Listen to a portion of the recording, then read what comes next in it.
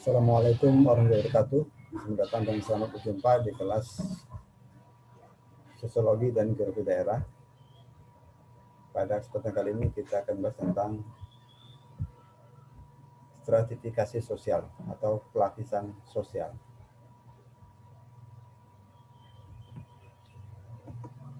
Agenda yang dibahas mulai dari pendahuluan, kemudian pengertian pelapisan sosial, unsur-unsur pelapisan sosial, dan gerakan sosial. Kita mulai dari pendahuluan. Selama dalam masyarakat ada sesuatu yang dihargai, maka pasti ada sistem pelapisan sosial. Pelapisan sosial adalah kodrat dalam hidup bermasyarakat. Kehidupan sosial yang berlapis adalah ciri umum yang berlaku di dalam hidup bermasyarakat, di mana ada yang kaya, ada yang miskin, ada dosen dan mahasiswa, ada pimpinan dan karyawan, dan lain-lain. Aristoteles membagi kelas menjadi kelas atas, kelas rendah, dan kelas menengah. Pengertian pelapisan sosial. Pelapisan sosial adalah pembedaan antara penduduk atau masyarakat ke dalam kelas-kelas secara bertingkat atau secara hierarkis. Perwujudannya adalah adanya kelas yang lebih tinggi dan kelas yang lebih rendah. Adapun dasar atau penyebab terjadinya pelapisan sosial itu adalah dikarenakan tidak adanya keseimbangan di dalam pembagian hak dan kewajiban. Bentuk-bentuk konkret dari pelapisan sosial menurut Sujono Sukanto ada kelas ekonomi, kelas politik, maupun jabatan. Sebenarnya hubungan atau keterkaitan atau pelapisan, ketentangan, dan tata tertib. Pelapisan sosial selalu ada dalam kehidupan bermasyarakat. Demikian ketentangan antar lapisan sosial pun selalu ada. Masyarakat membutuhkan tata tertib, stabilitas, dan rasa aman. Oleh karena itu, maka perlu adanya keadilan dalam distribusi kekuasaan ataupun kewenangan. Kekuasaan semakin tidak terdistribusi dengan baik, maka pertentangan antar lapisan sosial akan meningkat. Sebagai contoh ada, maka negara akan menjadi otoriter. Sifat lapisan dalam suatu masyarakat ini bisa bersifat tertutup atau statis, di mana mobilitas sangat terbatas atau bahkan tidak ada. Biasanya terdapat pada masyarakat yang menganut tradisi kasta. Contoh, terdapat pada kehidupan masyarakat India, ada kasta Brahmana, kasta Ksatria, maupun kasta Sudra. Kemudian bersifat terbuka atau dinamis, di mana mobilitas sangat besar yang terdapat pada masyarakat modern. Ukuran penggolongan anggota masyarakat ke dalam lapisan-lapisan sosial, misalkan ukuran kekayaan, ukuran kekuasaan, ukuran kehormatan, ukuran ilmu pengetahuan.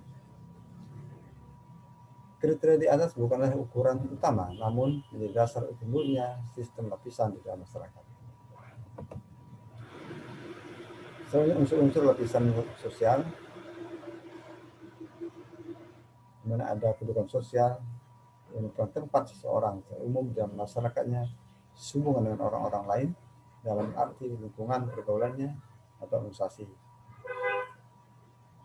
Di sini ada dua cara memperoleh kedudukan sosial, yaitu yang pertama, tanpa memperhatikan keterampilan dan kemampuan. Biasanya terdapat pada masyarakat lapisan kasta atau turun-temurun. Yang kedua adalah kedudukan yang dicapai oleh seseorang atas dasar keterampilan dan kemampuan. Contoh, untuk mendapatkan gelar profesor di bidang pemerintahan harus memiliki syarat-syarat memiliki karya buku dan kemampuan yang mumpuni dalam bidang pemerintahan. Kemudian peran di dalam pelaksanaan sosial. Peran merupakan tindak lanjut dari kedudukan. Tingkat peran seseorang tergantung kedudukannya. Contoh, seorang ketua umum partai memiliki peran yang besar dalam dibandingkan dengan anggota partai. Adapun tujuan peran itu untuk menjaga nilai-nilai sosial atau hubungan antar individu dengan individu, individu dengan kelompok, dan kelompok dengan kelompok. Dengan adanya peran masing-masing akan tercipta keseimbangan sosial. Di sini gambaran daripada peran dalam keseimbangan sosial. Kemudian ada presiden, ada ormas, ada masyarakat maupun DPR dan DPRD. Maka partai politik ini harus menjaga perannya sebagaimana yang sudah disepakati secara bersama supaya terjadi keseimbangan dan keharmonisan.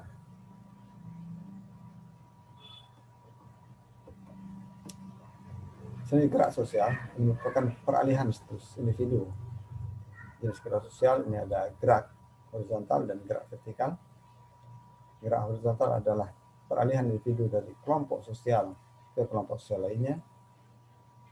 Sedangkan gerak vertikal adalah perpindahan individu dari suatu kedudukan sosial ke kedudukan sosial lainnya yang tidak sederajat.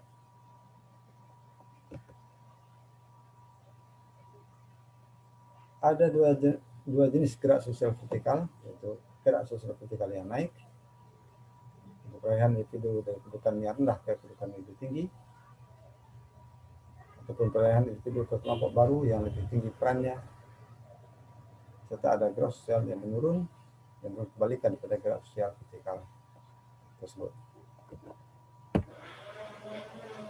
Adapun tujuan dari mempelajari atau penelitian gerak sosial ini adalah untuk memahami bagaimana peran individu dalam melakukan gerak sosial, untuk mengetahui apa penyebab terjadinya gerak sosial vertikal yang meningkat atau menaik, dan untuk mengetahui apa penyebab terjadinya gerak sosial vertikal yang menurun.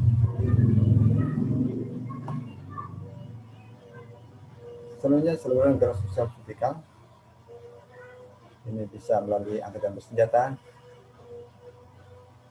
melalui lembaga keagamaan, melalui lembaga pendidikan,